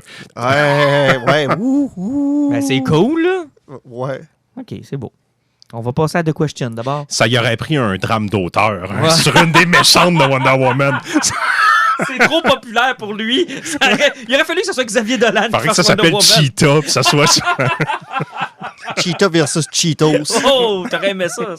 Hey, parlons de The Question, puis c'est vous autres qui avez absolument voulu m'en parler, là. Qu'est-ce qui se passe avec The Question? Ben, ce qui arrive, c'est que ça fait un bout de temps que tu chiales que Black Label mène à rien puis qu'il joue rien qu'avec les gros canons comme le Joker, Harley Quinn ou ben Batman. Ça me ressemble. On n'a pas l'effet du wow qui est arrivé. Et là, The Question qu'on a passé à côté parce que c'était The Question, que j'avais pas marqué qui est en format prestige comme toutes les autres. C'est une BD de Jeff Lemire qui sort. On va totalement oublier le fait que c'est Jeff Lemire, mais c'est le fait d'avoir été chercher un personnage qui date de 50 ans. Qui n'a jamais rien vraiment eu de bon dessus, là. Puis de reprendre le personnage, puis de le reprendre sur sa base, mais de vouloir extrapoler sa personnalité. Puis parce que là, tu te ramasses en 2019 avec le personnage qui est là, mais tu te rends compte que le personnage qui a été inventé en 1950, c'est le même qui est là, mais qui a possiblement un fuck qui fait que... Mais on est en Elseworld ou on a l'impression qu'il va être en continuité? Non, il est en continuité. Ah, il est en continuité de DC dans Black Label? Ouais. C'est audacieux, ça, parce que c'est pas ce qu'il nous avait dit. Mais, tu sais, il n'y a pas de référence à rien d'autre. Parce que The Question est revenu dans le Even Leviathan et compagnie. Okay. Donc, il est en train de revenir tranquillement pas vite dans le DC. Si je ne m'abuse, il était là dans 52, là, la série qui a mené au livre 52. Oui, mais Chris, qui a lu 52? Bon, ben, c'est ça. Le nom de la série, c'est le nombre de personnes qui Hey, les gars, on va vous vendre un acte comique dans lequel il n'y aura pas un Chris de héros que vous aimez. À un numéro par année. Puis vu que ça a bien pogné, la deuxième année, on va faire le 52 à inverse. Ça fait qu'il vous reste de l'argent? Non. OK. Hey, on l'a sorti en TP. Ça pèse à peu près 1 tonne. Quelqu'un le veut? Il y a une bonne histoire de René Montoya dedans. Ça vous tente pas? Apparemment que c'est bon. Moi, j'entends hey, c'était pourri, c'était pourri. Je m'excuse. Mais c'est ça, c'est que je vais laisser Jean-Nic parler de la BD. Là, parce que c'est Jeff Lemire, ça fait qu'il va mettre plein d'intonations orgasmiques là-dedans, soit une malade. Attention, nous voulons vous aviser que si jamais vous entendez, ce sont des coups de l'engin de Jean-Nic à chaque fois qu'il va prononcer Jeff Lemire. C'est déjà commencé. En direct sur le micro, vous êtes les privilégiés. Vous êtes chanceux. Attendez, de le couper le minute, il va y avoir un petit saut humide qui va venir avec. Mais en fait, c'est excellent, mais ça réinvente rien. C'est rien qu'une bonne histoire policière avec un personnage qui est The Question. On le suit dans les 2 pans de sa vie. Il est un animateur de télé le jour, puis The Question la nuit, qui est un super-héros. On commence, là, il vient de pogner un politicien corrompu qui est en train de s'amuser avec des prostituées mineures. Okay. Oh. Il décide de prendre des photos et sur son émission, il challenge la sœur du maire sur ces photos-là parce qu'elle travaille avec eux. Okay. Tu vois un peu où ça s'en va. Fait qu'il y a des menaces qui arrivent à lui de jour, des menaces qui arrivent à lui de nuit. Et il faut savoir, le personnage de Question porte un masque qui ressemble beaucoup à Rorschach. D'ailleurs, ça a été l'inspiration pour la création de Rorschach. C'est un personnage qui a très peu de zones grises. Lui, tout doit être défini en bien et mal. Puis la première chose qu'on voit dans BD, il sauve la jeune fille, puis là, sa mère, qui est une prostituée, est avec aussi. Puis elle dit merci de nous sauver de ce monstre-là. Puis il répond, je le fais pas pour toi, t'es une pute. J'espère rien que la police va ramasser l'enfant puis la sortir de ton monde de merde. Fait que, tu sais, lui, c'est comme ça. Il n'y a pas d'entre-deux. Là. C'est comme, elle, c'est une prostituée, donc elle est méchante. Elle, c'est un enfant, donc elle est pure. Tu sais, il voit la vie rien que dans ces deux teintes-là. Et il tombe, en tout cas, je n'irai pas dans les spoilers, mais il fait une découverte qui remet en question un peu son univers à lui, puis ça le ramène à ses origines. Oui. OK, puis il y a déjà 2 numéros disponibles, c'est ça? Non, le deuxième n'est pas encore sorti. Le deuxième s'en vient février 2020, si je ne m'abuse. Eh boy, c'est long. J'ai lancé ça, mais il me semble que c'est moi qui ai regardé tout excité après, mais ça se peut que ça arrive plus vite. Là. OK, donc c'est à se procurer. Je pense qu'on tient quelque chose. C'est le Black Label le plus intéressant et de loin à date, avec Arlene. Je pense que c'est le premier Black Label qui va sortir du lot avec un personnage qui était moins connu. Qu'est-ce qu'on voulait avoir, ce qu'on demande depuis 1 an, on l'a là, puis on a passé à côté comme des cons. C'est vraiment incroyable. Puis Yannick est tombé dessus juste parce que c'était Jeff Lemire, parce que même si c'était de Question, je pense qu'il aurait pas ramassé. Non, l'œuvre de Steve Ditko intéresse beaucoup Yannick. Depuis que l'annonce de ça tu le sous-estimes beaucoup. OK, avant d'y aller avec notre top, puis notre série Harley Quinn, dont je vais parler un peu, on va y aller très rapidement sur Star Wars. C'est cette semaine. On aura un épisode spécial, d'ailleurs. On va se trouver un temps, les 4. Là, Pat va être là aussi pour faire notre critique du film. Vous allez l'avoir avant le 1er janvier, c'est sûr. Mais on va se donner du temps parce que des fois, quand tu réagis trop à chaud, tu sais, je remarque, parce que moi, je fais toujours une critique à la station le lendemain. Puis quand je la réécoute vis-à-vis ce qu'on a fait en podcast une semaine plus tard, où on a eu le temps de vérifier, de lire, d'écouter, de digérer, je me rends compte que je suis plus à la même place pantoute. Là. Je me rends compte que quand Last Jedi est sorti, j'avais fait beaucoup d'efforts pour essayer d'aimer ça. Là. Nous autres, il y avait juste Pat qui était dans une période 13aine de sa vie qui a essayé de nous tempérer parce que je pense qu'on aurait sacré en feu le studio puis l'épisode aurait fini là. C'est incroyable. Quand je suis sorti de Batman vs Superman, là, j'avais apprécié mon expérience. J'en parlais positivement au monde, mais là, plus la semaine avançait, je suis retourné le voir. Puis là, je suis vraiment en train de me forcer pour aimer ça parce que c'est pas un bon film. Là, puis il y a plein d'éléments qui fonctionnent pas. Puis là, je m'en rendais compte. J'étais là, je l'ai vendu, puis je l'ai vanté au début, puis je suis plus d'accord avec moi-même. C'est peut-être pour ça que ça vaut la peine d'attendre un peu avant de faire malgré le fait que c'est le même effet que la Jedi. Moi, je me rappelle parce que j'avais été malheureusement le voir 2 fois parce que mon chum, le Cowboy britannique qui descendait, mais bien était déjà acheté d'avance pour aller le voir avec lui encore. La deuxième fois que j'avais été voir la Jedi, là, je vais vous le jurer, là, je me suis forcé à essayer d'aimer des bouts et essayer de comprendre ce que les personnages faisaient. Écoute, moi, je sais que j'ai jamais réussi. Le premier contact, ça, c'est un souvenir que je vais traîner toute ma vie. Je sais qu'on en parle souvent, mais c'est un souvenir que je vais traîner toute ma vie quand je suis sorti puis que je t'ai croisé dans le couloir puis que je voulais vraiment aimer ça puis je pense dans mon regard, c'était... Je l'ai vu dans ta face, puis moi, je me rappellerai toujours, c'est un des grands moments d'un cinéma où tu es dans IMAX avec beaucoup de monde qui sort de là, tout le monde qui s'en garde les pieds, personne qui parle. Personne parlait. Tu sors d'un film de Star Wars, puis personne n'a les bras des airs, faisait comme « Hey, qu'est-ce qui s'est battu? » Il faisait « Tout le monde a regardé ses pieds, puis tout le monde sortait. Tout le monde avait l'air mêlé, là, comme s'il venait de sortir d'une messe satanique, puis qu'on a appris une mauvaise nouvelle. C'est une des pires fois que je suis sorti d'un cinéma. J'étais sûr de voir un gars bien en Obi-Wan brûler son statoge en sortant pas loin. Là. Mais c'est vrai, on avait honte.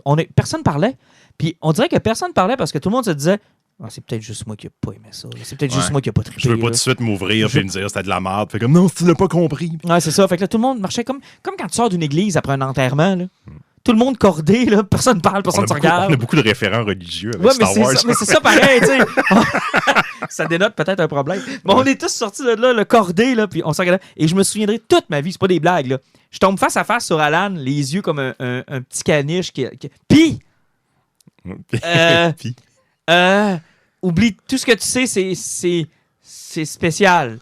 Et ma face qui trahit que j'ai pas eu. Moi, je sais pas ce que tu t'attends. Moi, je suis retourné voir Jean-Nic, puis ça qui était avec moi ce soir-là, j'ai fait j'ai l'impression que le film, on fait ça un mur là, j'arrive. Il a dit, c'est pas grave, Martin, il aime rien que les films. Ouais, mais c'est un film, Alan. Oh mon Dieu. Ça sera peut-être pas bon. Partons vite. Mais moi, j'ai des. Tu sais, c'est de valeur, c'est triste à dire, mais j'ai des attentes aussi élevées que Revenge of the Sith. C'est-à-dire, je lui demande juste d'être le meilleur des 3. Puis ça prendra pas grand-chose. Moi, la seule chose que je demande, c'est qu'il n'y ait pas de tempête de neige cette fois-là pour aller voir le film aller-retour, parce que c'est le bout que je trouve plate. Parce qu'en tant que tel, si tu poses la question si j'ai hype, si j'ai hâte, la réponse, c'est que je m'en sac complètement. Mm-hmm. Ben, ça va peut-être mieux apprécier ton expérience. Ben, ça va peut-être aider un peu parce que moi, au niveau cinématographique, Star Wars, j'ai totalement oublié. Moi, les 9 films, là, c'est effacé. Là, ça n'existe presque plus de ma vie. Ben, là, écoute, après autant de mauvais. Moi, là, pour Rey puis pour comment il s'appelle, Kylo Ren, je suis pas inquiet. C'est le centre de la série. Ils ont quelque chose en tête ou non, mais de toute manière, ils vont faire atterrir ça d'une manière qu'eux veulent le faire. Puis je suis pas trop inquiet. Ce qui me stresse un peu plus, c'est Finn puis Poe Dameron, qui sont des personnages super importants pour moi, BB-8 aussi. J'espère que tout le crew va avoir une finalité puis une rédemption. Que leurs histoires vont être lourdes, puis que parce que eux particulièrement, là, ils n'ont pas eu grand-chose à faire dans Last Jedi, puis j'espère qu'il va avoir ce côté rédempteur-là un peu. J'espère que Finn va avoir de quoi faire, de le fun, puis qu'il va avoir une belle fin à son histoire, que Poe va se sacrifier pour sauver ses chums, que BB-8 va être drôle, puis c'est ça que j'attends. Moi, j'ai surtout l'impression qu'on a téléphoné Ian McDermott, puis on lui a dit peux-tu venir nous aider, s'il te plaît, puis redevenir la seule bonne chose qu'il y a eu dans la prélogie. Là. C'est parce que ça prenait un leader du Dark Side qui contrôlait encore tout, puis vu que Snow n'a jamais eu de charisme nécessaire puis qu'il a été fendu en deux assez rapidement. Mais si ça avait été fait intelligemment, t'en avais pas besoin d'un gros méchant de même. Kylo et Rey peuvent être ces deux grands méchants et ces deux grands bons-là dans leur dualité. On n'avait pas besoin encore de Il était supposé d'être à la tête des Chevaliers de Rennes qui ramènent dans le prochain film, qui ont oublié de présenter dans le film précédent. C'est ça qui arrive, c'est que Kylo se ramasse à la tête de rien, puis à la fin de Last Jedi, on a vu que c'est rien qu'un spoil brat. Oh ouais, c'est ça. Le personnage, c'est comme ça qu'on l'a senti, parce qu'à la fin, là, que le monde faisait comme aller puter Luke qui est en bas là, ça sert à rien de perdre ton temps, il faut péter la base qui est en avant, puis il a pété Hux en le faisant dans les murs. Il y avait de l'air rien d'un spoil brat. C'est tout ce qu'il y avait de l'air. Un petit millénial qui n'a pas ce qu'il veut. Là, exactement. C'est pas comme ça qu'on l'avait présenté dans Il n'y avait pas de l'air en contrôle. Non, c'est que là, au niveau du First Order, c'est chaotique. Puis Hux, qui était supposé devenir ça au grand complet, parce que dans le premier film, on avait très bien vu que c'était le lien primaire avec Snow, puis que Kylo, c'était juste la force de frappe. Hux était rendu un comic relief dans le deuxième film. C'est terrible. On ne reviendra pas sur les problèmes de Last Jedi. Il y en a trop. Mais c'est ça qui arrive, c'est que là, ils vont jouer sur le fanservice avec Palpatine. Ils vont ramener les clones, parce qu'il ne faut pas oublier dans Mandalorian, là, le Yoda qui est là, le scientifique qui veut le ramasser, il y a un habit des cloneurs de Kamino. C'est sûr qu'ils vont nous ramener des histoires de clones par-dessus. Là. J'ai hâte de voir comment ça va Le reveal de Yoda qu'on va avoir cette semaine, c'est possiblement une histoire de clones. C'est sûr. Ouais. Le prochain film qu'on va voir, ça va être des liens avec les clones. C'est que tout va finir avec des clones. Snoke était probablement un clone raté de Palpatine. Exactement. Puis Rey, possiblement une expérience clone. Avec des médicloriens, même s'ils ne diront pas le mot des médicloriens. En fait, c'est la Anakin Skywalker 2. Il a voulu en faire une Anakin Skywalker, puis il l'a manqué. Plutôt que créer par les médicloriens, ben, il a plutôt dû essayer de créer quelque chose. Puis, je pense que c'est vers ça qu'on s'en va. Puis la Dark Rey est probablement un autre Rey. Clone. Parce que si on prend la première trilogie finale de Star Wars qui avait été écrite avec l'amiral Thrawn à partir Motzon à l'époque, à la fin finale, tu avais Jorus Sebaot qui était là, qui était un clone de Jorus Sebaot, qui était un grand Jedi. Mais le combat final de Luke Skywalker, c'est parce qu'il avait retrouvé sa main qui était tombée sur Bespin, puis il avait fait le clone de Luke, donc Luke avec 2 U, parce que les clones avaient toujours un doublage des lettres. C'est que tu avais le combat entre Luke et Luke, qui était un Dark Clone. Oh, je l'aime, lui, le cowboy qui tire vite. Non, ça, je savais. Je l'avais en tête. Je me suis dit, il sera pas capable de pas en faire. C'est à cause de ma joke de Cage tantôt. Mais c'est possible qu'on va s'en aller là-dedans, puis ça va être un clin d'œil justement à Aaron de Timothy Zahn de l'époque. Probablement. Harley Quinn. Je sais que je dis j'ai une dualité avec Harley Quinn. Pour tous ceux qui nous écoutent, là, toutes les semaines, il faut recalibrer Martin parce qu'il est à la fois en amour et écœuré d'Harley Quinn. C'est amour-haine avec Harley Quinn. Autant je peux adorer ce personnage-là, autant je trouve que des fois, on lui fait faire n'importe quoi, puis qu'elle est devenue un peu le Deadpool du DC Universe, puis que là, je me dis, OK, c'est cool, c'est le fun, mais tu sais, autant je peux dire arc avec le film de Margot Robbie qui s'en vient. Surtout que 2 jours avant d'écouter la série animée que tu as parlé dans une minute, tu as découvert qu'elle allait devenir un nouveau sidekick de Batman et que tu as failli te suicider. Ouais, je sais, je trouvais ça vraiment nul comme idée. Mais la série animée sur Adult Swim de Harley Quinn, qui est sur le streaming DC à la base, qui est sur le streaming DC, est probablement mon coup de cœur de l'année. Hein. C'est tout ce que j'aime dans une série animée. Les personnages sont drôles, attachants, puis c'est genre, ils utilisent des propriétés de DC pour en rire. C'est Family Guy x 1000. Ça m'a fait beaucoup penser à la série animée de The Clerks.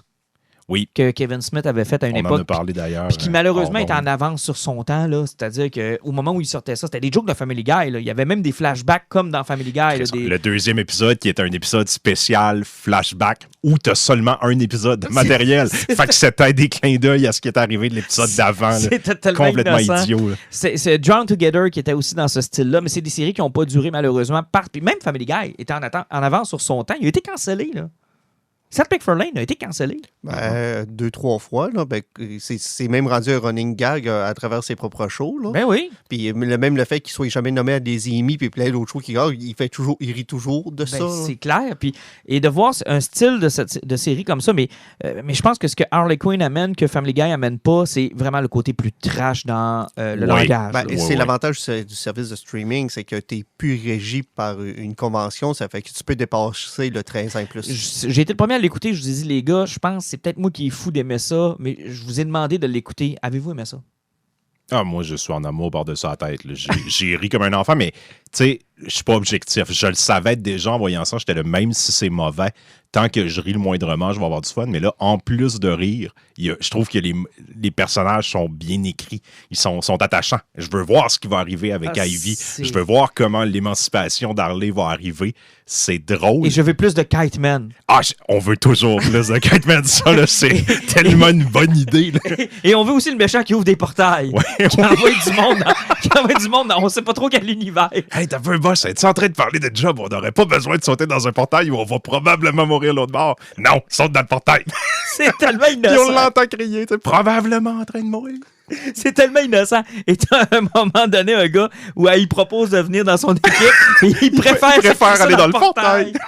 C'est vraiment innocent. C'est parce que c'est le genre de série. C'est parce que j'ai juste écouté le premier épisode, puis il faut réussir à passer à travers les 20 premières minutes. Oui. Parce que les 20 premières minutes, c'est vraiment Harley Quinn qui est la sidekick du Joker, puis qu'elle a vraiment son problème de Stockholm. Elle n'est pas capable de décrocher du Joker. C'est brutal aussi de la façon dont c'est traité, de la façon dont on parle. Il y a beaucoup d'humour avec du monde qui explose, puis des trips qui traînent sa tête, du monde en permanence. Puis des mots fuck. Des faux fuck. C'est comme gratuit, mais à la fin, qu'elle réussit à se débarrasser du Joker, puis tu vois le personnage qui va s'en aller, tu comprends le genre d'humour qui va aller.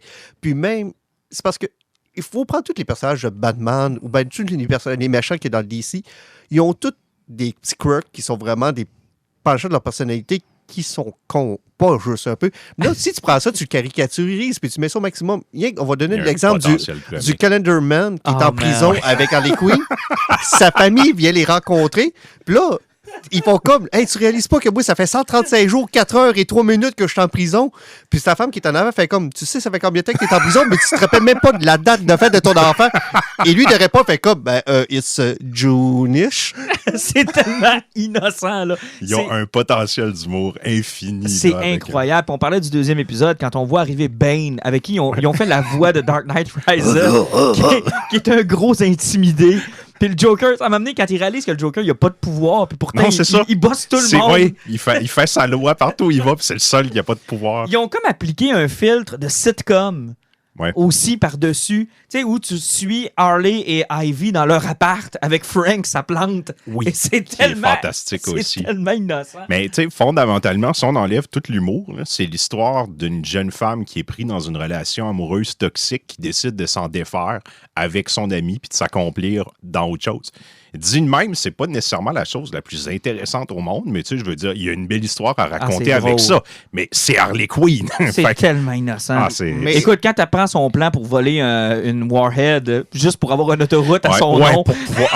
Non. Allons pas plus loin sur cet épisode-là. Là. Mais le master plan, c'est qu'elle veut une autoroute au nom d'Harley Quinn. Une autoroute à son nom. Tu sais, en terminant cet épisode-là, je me disais, c'est l'inverse de Mandalorian. J'étais là, t'as pas besoin d'avoir un grand arc narratif. Il y a qu'un épisode comme ça autour de cette question-là, je vais en prendre 200. C'est l'avantage du principe sitcom. C'est pour ça que moi, c'est un format que j'aime beaucoup. C'est court, c'est expéditif, puis au niveau consolidité, c'est plus ou moins important. T'en manques un, c'est pas grave. Exactement. C'est juste là pour te faire passer un bon moment. Puis moi, ce qui m'a plus surpris, c'est que Kelly Cuoco a réussi à faire une voix qui est intéressante aux personnages. Oui, vraiment. Il donne vraiment une belle personnalité. C'est parce que si on l'a tout connu à cause de Big Bang Theory. Puis oui, elle est super cute, mais je me demandais si sa voix allait réussir à sortir de elle. Ah, vraiment, là? Parce que la seule fois qu'on avait vu que c'était une voix aussi, là, c'est quand elle essaie de régler le problème de toilette bouchée, là, de... Quoi ça s'appelait? Le film avec le gars qui jouait dans Breaking Bad. Ah, mon Dieu. Tu me Brian Cranston. Ouais, Brian Cranston, tu sais, le film où il découvrait son nouveau genre, c'est elle qui faisait le Alexa, le Google Home de la maison. Et au moins, on voit que... Mais elle était tellement proche de l'interprétation de Animated Series que j'ai été obligé d'aller vérifier. Moi, j'étais pas sûr si c'était pas il n'avait pas ramené l'original. Mais je pense que le fait de ne pas avoir pris l'original, c'est que, tu sais, elle arrive là avec t'as pas à la jouer comme dans la série traditionnelle parce que là, tu la joues trash. Tu parles comme tu veux. Puis on sent qu'elle a du fun à faire ça. Là. Sa personnalité est comme débordante. Tu as vraiment l'impression que c'est à la fois une petite fille complètement folle, une ado, elle est en pleine possession de sa sexualité, mais en même temps, elle est naïve, elle a peur de tout. Puis, il crache un party de vilains, puis on se rend compte que c'est une barbe mitzvah pour le neveu du pingouin. Écoute, puis Ivy, sans faire exprès, transforme 3-4 adolescents en plantes, puis il faut qu'elle les embrasse pour qu'ils redeviennent. Puis là, elle essaie de leur expliquer. Là, je sais que c'est bizarre, ça prend ma salive pour que la solution fonctionne, mais je veux absolument vous dire que c'est pas un bec. Ouais, il n'y aura pas de langue, puis c'est rien qu'un petit... Et là, ils embrassent, puis ils refont 2 tours. Il y en a un qui revient avec une branche en disant « Je pense que je suis encore un petit peu arbre. » Mais c'est juste des affaires de même. Arrêtez de casser ça, parce que là, le monde va s'écœurer de vous entendre rire un moment donné. Là, Mais je vous le dis, là, on a vraiment eu du fun. Si vous aimez le moindrement l'univers de DC, là, puis ils vont dans les très là, ça fait 3 fois que je vois les aiguilles de VU péter. C'est sûr qu'il y a du monde qui sont sourds. Là. Okay, mais aussi, on va donner le crédit à Alan Tudyk qui va peut-être redonner une nouvelle interprétation de Joker qui va peut-être être reconnue aussi, parce que sérieusement, son Joker est vraiment excellent. Très collé sur Mark Hamill. Hein? Il y a même un moment donné où je me suis demandé si c'était pas lui. Je pense que c'est la chose à faire, puis s'il est capable de le faire, il joue très bien. Tant mieux. On le voit jamais assez, Tudyk, fait que mettez-le dans tout. Mais big love pour cette série-là, sincèrement, si vous avez l'occasion de mettre la main là-dessus. Hey, je voulais faire notre top, mais je pense qu'on va se garder ça plus tard. On va le faire tout de suite. Tu veux le faire tout de suite? Hey, OK, on s'est préparé un petit top 3. Je me souviens même plus c'est quoi je vous ai demandé. Meilleur film, meilleure série télé, puis meilleure lecture. Exactement. On y va dans l'ordre. Alan, t'as l'air prêt? Si on y va au niveau... je vais y aller avec série TV. Je vais y aller rapidement, mais je vais y aller en 2 volets parce que c'est 2 styles qui sont différents. Si j'y vais, série TV, ça va être The Expanse, avec la 4e saison qui vient de débarquer vendredi sur Amazon Prime, parce que le show avait été cancellé par Sci-Fi, puis Amazon l'a ramassé. Honnêtement, ce qui m'a surpris, la 4e saison, j'ai commencé à l'écouter, ça a l'air vraiment très bien, mais quand j'ai vu les reviews sortir du monde qui l'a écouté, c'est le show le mieux critiqué de toute l'année. Il y a même battu le Watchmen qui vient de sortir de plusieurs points. Wow. C'est que déjà que la série était bien cotée, était super bonne, là, ça vient de péter tout au niveau des critiques. Puis sérieusement, s'il y a une série de science-fiction là, qui est vraiment terre à terre, puis que tout se tient là, à écouter, à regarder, c'est vraiment des X-Men, ça vaut à peine. En plus, c'est des saisons de 10 épisodes. Je pense qu'il n'y a qu'une saison qui a 13 épisodes, c'est que ça s'écoute tout seul. C'est vraiment génial. Il n'y a pas écouté cette saison-là, au pire. Non, la 2e saison est quand même assez intéressante, c'est mon avis. Là. Mon autre côté, ça va être plutôt à cause du dessin animé.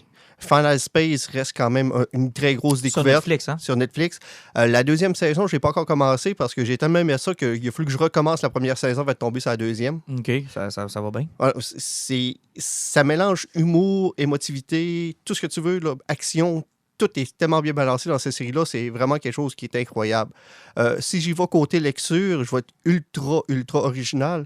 Je me suis tapé 6 des premiers romans de The Expanse l'été passé. Ben oui, ça va bien. Au niveau littérature, science-fiction et tout, là, sérieusement, c'est tellement bien écrit. C'est écrit par 2 gars. C'est T. Frank et son collègue. Tu viens-tu de donner Expanse aussi dans le livre de l'année? Oui. C'est pas sorti cette année. Là. Moi, j'ai fait mon top, rien que pas avec ce que j'ai découvert cette année, mais il fallait que le truc ait été produit cette année. T'as pas le droit. Ouais, ben là, OK, là, je vais parler d'un roman que j'ai lu, mais qui date de plusieurs années. Mais fallait comme tu veux ton top. C'est à toi, le top. Oui, mais là, j'aime pas ça quand il n'y a pas de règles. Ben, enlève ton top. Parce que sinon, dans le top 2019, ce que je vais avoir lu, ça va être beaucoup de BD, puis au niveau des romans, j'ai lu beaucoup de Star Wars, mais même des X-Men, je pense que le 8e volume était sorti à la fin 2018. Hey, ça t'appartient, laisse faire Jean-Nic, il essaie de t'intimider. Là. Je me sens comme Bane. Et le film? Au niveau cinéma, ma plus grosse révélation, puis ce qui m'a le plus marqué, c'est la bande-annonce de Top Gun 2. OK, mais le film n'est pas sorti. OK. Ouais, exactement, mais c'est pas mal ça. C'est triste, hein? Mais Hobbs & Shaw, non? Ça m'a donné ce que je voulais, mais c'est pas un grand film quand même. OK. Jean-Nic? Ouais, mais t'es conscient que Top Gun va te donner ce que tu veux. Ça sera pas un grand film quand même non plus. Non, il va me donner plus que ce que je veux. Il va me donner un rêve. Tu veux devenir pilote? Je vais devenir pilote comme Tom Cruise à 55 ans. Bon, c'est... Ce moment homosexuel vous a été présenté par Top Gun! Top Gun. Jean-Nic, ton top 3 lecture, série télé et peut-être film? Je vais les improviser en même temps que je vous parle, mais je suis souvent comme ça avec je peux des y aller tops, en premier si tu veux. Non, mais il faut que je le fasse. Il faut que je me fouette à faire l'exercice de toute manière. Donc, Sauf que là, on m'a appris que finalement, on peut parler d'affaires qu'on a lues cette année, mais qui ne sont pas sorties cette année. Bon. Énerve-toi pas trop, là, ton chandail des Ravens va exploser. Tu sais Go Ravens, grosse victoire jeudi. Au niveau de littérature, là, si tu ajoutes qu'est-ce qui est sorti de cette année, en général, c'est assez difficile. Oui, effectivement. Ouais. OK, je vais y aller. Côté série télé, ça va se séparer entre deux. Animation, le Final Space, je suis d'accord avec toi, Alan, ça a été ma grosse révélation, mais il faut voir que je pense avec Watchmen. J'ai hâte de voir dimanche la finale, mais moi, ce show-là, c'était tout fait pour moi. Je suis un gros fan de la bande dessinée à la base, puis j'adore le travail de Lindelof. Ça m'a pas déçu, même si Lindelof, souvent, il y a des projets casse-gueule, c'est tout le temps sur le bord de déraper, puis il trouve une manière de ramener ça comme du monde, mais il y a de la misère avec ses finales. J'ai vraiment hâte de voir s'il va être capable de faire atterrir ça dimanche. Ça a le potentiel d'être vraiment ma série coup de cœur de l'année. Sinon, si je me rattrape vraiment avec ce qui a été le plus fort, Tchernobyl, et de loin, tout le monde Parle de ça. doit écouter cette série-là. Il faut que je l'écoute. Là. C'est mon gros coup de cœur. Au niveau lecture, au niveau roman, l'avant-dernier roman de Michel Houellebecq, qui m'a beaucoup marqué. Ben, on voit ça, tu n'as même pas le titre. Non, effectivement. Ça t'a Qui marqué. est sorti il y a 4 ans en plus. Hey, quel flop! Quel flop! Jean-Nic, come on! Mais c'est pas important. Mais non, c'est pas important, mais ça t'a marqué, mais je sais pas le titre, puis ça a sorti il y a 4 ans. Non, mais je voulais rien gosser pour sortir quelque chose parce que je m'étais forcé, je m'étais On dit... le sait que tu lis romans. des livres, c'est correct. Ouais, mais c'est vrai qu'à part de la bande dessinée, j'ai pas lu de Mais romans. c'est correct, c'est de la qui étaient sortis cette lecture, année. vous êtes donc bien... Non, mais c'est pas ça le problème, c'est que la plupart des trucs que j'ai lus et consommés cette année ne sont pas des produits qui sont sortis en 2019. Donc, je pensais qu'on faisait un top sur la production de 2019 et non ce qu'on a mais tu viens de me nommer un livre consommé. d'il y a 4 ans. Là, Oui, je le sais, mais c'était rien que pour gosser. OK. Mais moi, je l'ai fait en disant les productions de 2019. Ça achève-tu, là? Oui. Il te reste ton film? Joker. C'est bon, je peux y aller? Mais il faut que j'explique pourquoi. Non, c'est correct. Parce que il n'y a pas beaucoup de monde qui l'ont vu, Joker, mais on a besoin d'en parler. Tu as fait un épisode complet là-dessus. Oui, fait que t'as plus besoin de dire Mais c'est rien. justement, vu qu'Alan n'était pas là, il a besoin Ah, de il a m'entendre besoin parler de de Joker savoir. encore. Hey, à cette heure qu'on l'a, on Ouais. l'attache, puis ouais, on y en parle. Mais possiblement pas mon film préféré de l'année, mais pour l'impact Ouais, qu'il y que ça a a eu, eu. puis pour le bien que ça me fait de voir que DC était capable de traiter ses propriétés avec du respect. Joker. Ben, je vais y aller, puis pour pas faire de dédoublement, Joker a été effectivement mon film de l'année pour toutes les raisons que tu viens de nommer, parce que je m'y attendais pas, parce que ça joue aussi bien dans un film de comique que dans un film d'auteur, que dans un film bon, tout simplement. Tu sais, quand tu dis que j'ai des collègues au travail qui vont le voir puis qui apprécient le film, ben là, tu te dis, OK, on a dépassé la barrière des gens qui tripent sur les personnages de DC. Là. On a dépassé ça. Puis moi, quand un film ou une lecture ou quelque chose réussit à franchir cette barrière-là, pour moi, c'est toujours du positif. Parce que ça amène du monde dans notre médium après. Ça, tu sais, je me suis posé des questions sur le personnage, sur la bande dessinée, sur le... Je déteste Marvel, mais c'est ce que le MCU a réussi à faire. Exactement. Quand tu traverses cette barrière-là, tu sais, c'est toujours du bonbon pour nous autres après ça de pouvoir en parler. Dans les lectures, ben écoute, je peux pas passer sous silence la fin de Walking Dead. Moi, j'ai eu l'occasion de le lire toute d'une traite dans un 3 mois très concentré. Puis quel fun j'ai eu. Puis c'est le fun d'avoir une série dans ta bibliothèque qui est complète. Tu sais, qui n'est pas quelque chose d'ongoing ou de rebooté ou de reparti sur un autre nom. Tu sais, tu as 4 gros blocs, puis c'est ça. Puis lis-le au complet, puis tu vas triper, puis tu n'auras pas... Tu sais, on t'engage pas à dépenser jusqu'à la fin de tes jours, là. C'est ça. Maudit Batman. Non, mais c'est le fun, des fois, d'avoir une histoire complète. Puis Walking Dead m'a fait passer de très, très, très bons moments. Et la série, je vais vous surprendre, Game of Thrones. Pour toutes les mauvaises raisons. Parce qu'il faut pas oublier. Parce qu'il faut le voir.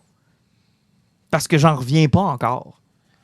Puis parce que je comprends toujours pas. Si tu m'avais dit, il y a 3 ans, que ça serait la finale de Game of Thrones, puis que, genre, dans un palmarès des trucs les plus marquants de l'année, je le nommerais même pas, là. Ça n'a aucun maudit bon sens. C'est le contraire de Joker, ça. Mais il faut pas l'oublier. Non. Admettons que vous êtes des gens qui voulez devenir auteurs un jour, là, il faut que cette série-là reste. Faut que vous continuez à la regarder, à vous dire Qu'est-ce qui s'est passé là? Qu'est-ce qui s'est passé? Ils sont allés chercher un drame fantastique médiéval qui allait intéresser 8 personnes sur Terre. Ils en ont fait le phénomène culturel le plus important Sur des 10 9 ans. dernières années. Puis ils sont allés écraser ça avec la 8e saison. non. Ça n'a aucun OK. maudit bon sens. Eux autres, on va leur... Pour tous les points négatifs que vous pouvez leur donner d'avoir craché ça, là, hein, il faut tout mettre le blâme sur un gros lâche qui s'était foiré son cash. Parce que sérieusement, le 5e tome est sorti en même temps que la première saison sortant. 10 ans plus tard, on n'a pas encore un roman. Et tantôt, je vous parlais des Expense, justement, avec M. Daniel Abraham et T. Frank, qui sont connus sous le nom de James S.A. Corey en ordre d'artiste. C'est les assistants de George R. Martin. En 5 ans, ils ont sorti 8 livres. Puis, ils en sortent un par année, là, puis le 9e est supposé de finir des Expense.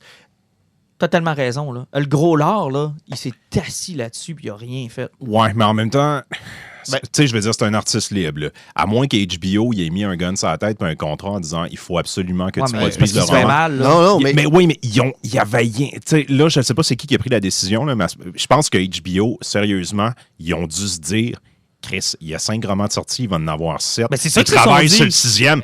C'est sûr qu'en 8 ans, on va avoir le temps de... Sérieusement, Ils pensaient pas qu'il n'y aurait pas le temps d'écrire. Qu'il a donné là, ses plans là, pour dire que ça serait à finir, là, arrêté, il a dû donner une feuille en écrivant « Certains vont mourir, d'autres survivre ».